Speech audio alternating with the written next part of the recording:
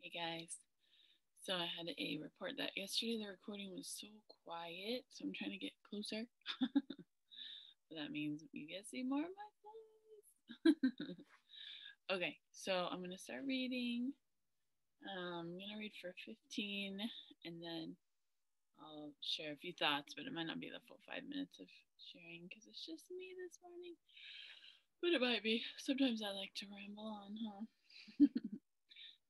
Sometimes I have a lot of thoughts about stuff, and sometimes I have zero. So we'll just have to see. All right, so we're on chapter 2. It says, get a new definition of failure and success. The difference between greatness and mediocrity is often how an individual views a mistake. It's Nelson Boswell. On August 6, 1999, a Major League Baseball player stepped up to the home plate in Montreal and made another out, the 5,113th of his professional career. That's a lot of trips to the batter's box without a hit. If a player made all those outs consecutively and he averaged 4 at-bats per game, he would play 8 seasons without ever reaching a first base. And that's 1,200, like 1,278 games straight. Was the player discouraged that night? No. Did he think he had failed himself or his team? No. You see, early in the same game, in his first plate appearance, that player had reached a milestone that only 21 other people in the history of baseball have ever achieved. He had made his 3,000th hit. That player was Tony Gwynn of the San Diego Padres. During that game, Tony got on base with his with hits 4 times in 5 tries. But that's not the norm for him. Usually he fails to get a hit 2 times out of every 3 attempts.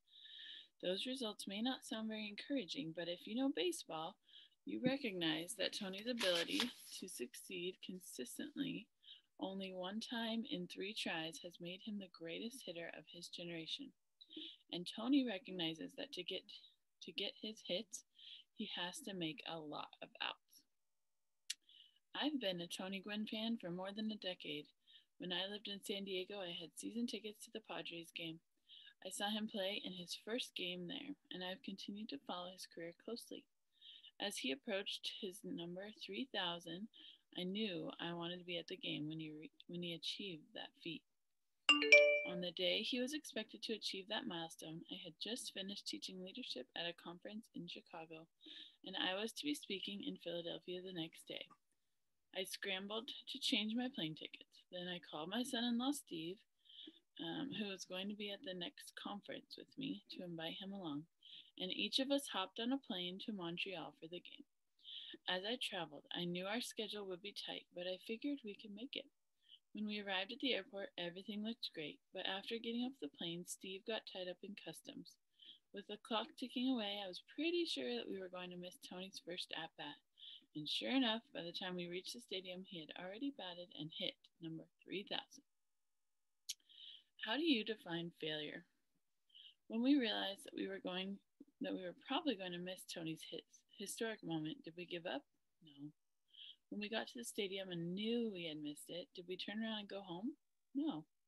Did I think I had failed when I tried to buy a program but learned that the vendors had already sold out of them? No. You see, we were just glad to be part of the celebration. And like Tony, who keeps hanging in there until he gets his hits, we were rewarded. Late in the game, when Tony hit a foul ball into the stands, I got it. A few weeks later, Tony signed the ball for me, and now I have a souvenir from his 3,000 hit game. One of the greatest problems people have with failure is that they are too quick to judge isolated situations in their lives and label them as failures. Instead, they need to keep the bigger picture in mind. Someone like Tony Gwynn doesn't look at an out that he makes and think of failure. He sees it within the context of the bigger picture. His perspective leads to perseverance. His perseverance brings longevity, and his longevity gives him opportunities for success. I feel like I need to read that again. So it says, he sees it within the context of the bigger picture. His perspective, see, it's all starting with your thoughts. His perspective leads to perseverance. His perseverance brings longevity, and his longevity gives him opportunities for success. I need to highlight that. Okay. Gotta listen. When you gotta highlight stuff, just gotta do it. You'll need it later. Alright. Failure is not. Changing your perspective on failure will help you to persevere and ultimately achieve your desires. So, how should you judge failure? Let's start by taking a look at 7 things failure is not. Number 1, people think failure is avoidable. It's not. Everybody fails, errs, and make mistakes. You've heard the saying, to err is human, to forgive divine. Alexander Pope wrote that more than 250 years ago, and he was only paraphrasing a saying that was common 2,000 years ago during the time of the Romans. Things today are the same as they were then. If you're a human being, you're going to make mistakes. You're probably familiar with Murphy's Law and the Peter Principle. Recently, I came across something called Rules for Being Human. I think the list describes well the state we're in as people. Rule number 1, you will learn lessons. Rule number 2, there are no mistakes, only lessons. Rule number 3, a lesson is repeated until it is learned. Rule number 4, if you don't learn the easy lessons, they get harder. Pain is one way the universe gets your attention. Rule number 5, you'll know you learned a lesson when your actions change. Ooh, this is good. Drawing a box around this one. You see, writer Norman Cousins was right when he said, the essence of man is imperfection. Know that you're going to make mistakes. Number 2, people think failure is an event. It's not. Growing up, I thought that failure came in a moment. The best example I could think of is taking a test. If you got an F, it meant you failed. But if you came to realize that failure is a process, but I've come to realize that failure is a process. If you flunk a test, it doesn't mean you failed a one-time event. The F shows that you neglected the process leading up to the test. In '97, I wrote a book called The Success Journey. It offers an overview on what it means to be successful. In it, I define success in these terms: knowing your purpose in life, growing to reach your potential, sowing seeds that benefit others. The thesis of the book is that success is not a destination, not a place where you arrive one day. Instead, it is the journey you take, and whether you succeed comes from what you do day to day. In other words, success is a process. Failure works the same way. It's not some place you arrive. Just as success is not an event, neither is failure. It's how you deal with life along the way. No one can conclude that he has failed until he breathes his last breath. Until then, he's still in process, and the jury is still out. Number 3, people think failure is objective. It's not. When you err, whether you miscalculate crucial figures, miss a deadline, blow a deal, make a poor choice concerning your children, or otherwise fumble a ball, what determines whether that action was a failure? Do you look at the size of the problem it causes, or the amount of money it costs you or your organization?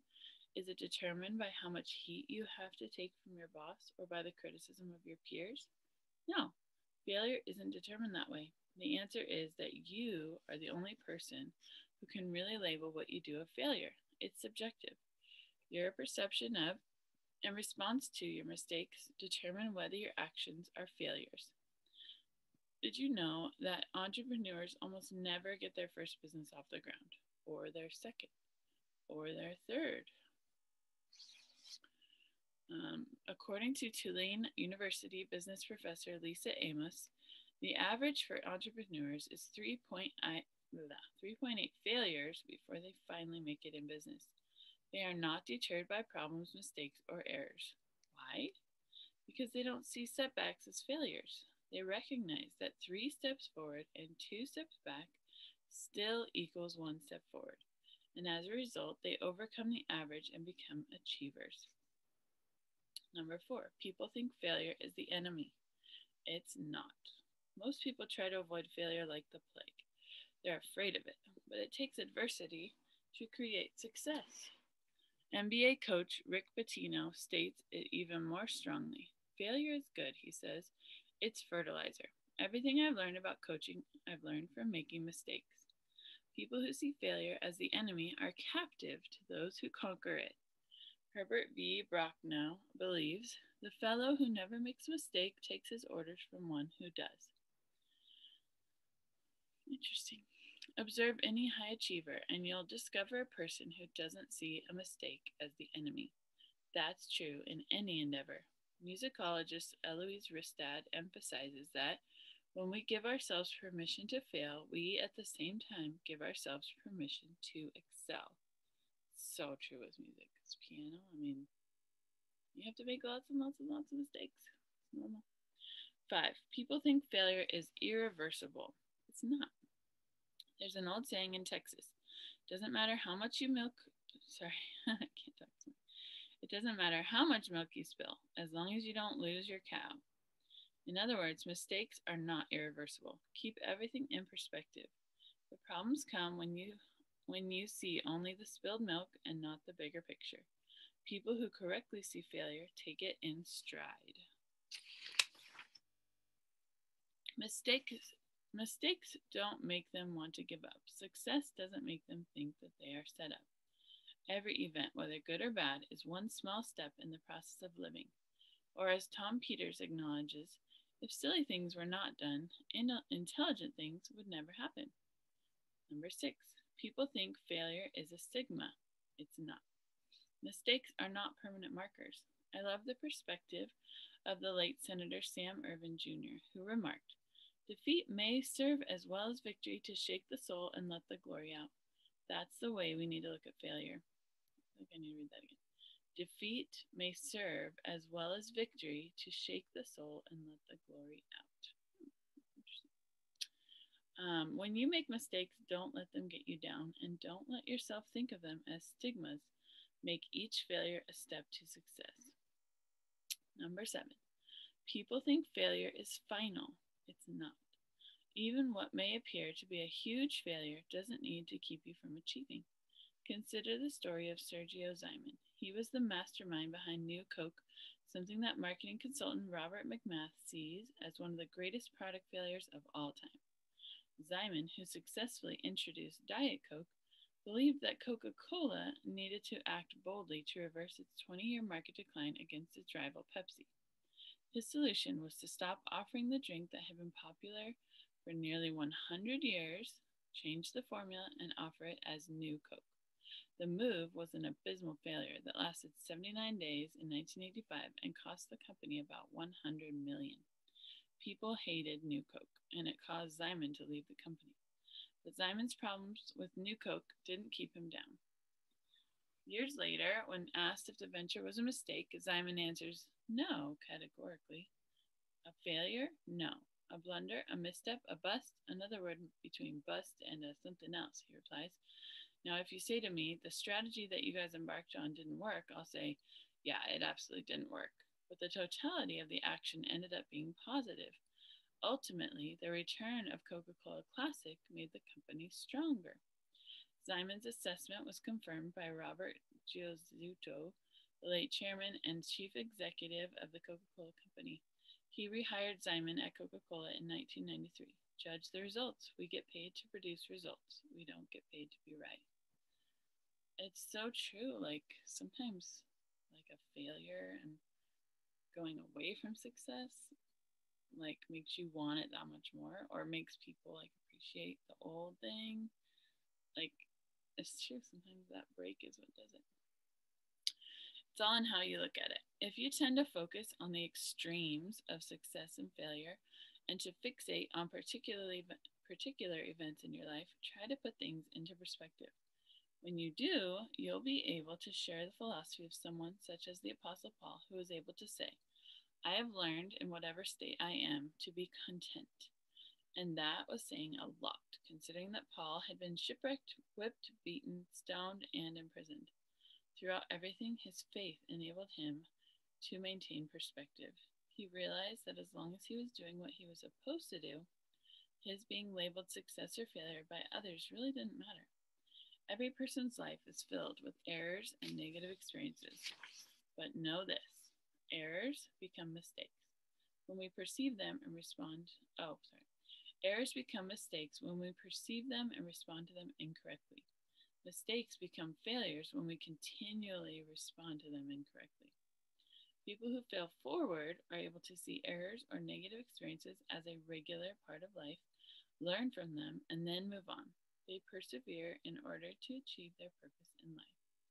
Washington Irving once commented, "Great minds have purposes, others have wishes. Little minds are subdued by misfortune, but great minds rise above them." All right, I'm gonna stop right there. So many good quotes today. Dang. Okay. Great minds have purposes, others have wishes. Little minds are subdued by misfortunes, but great minds rise above them. Such a good quote.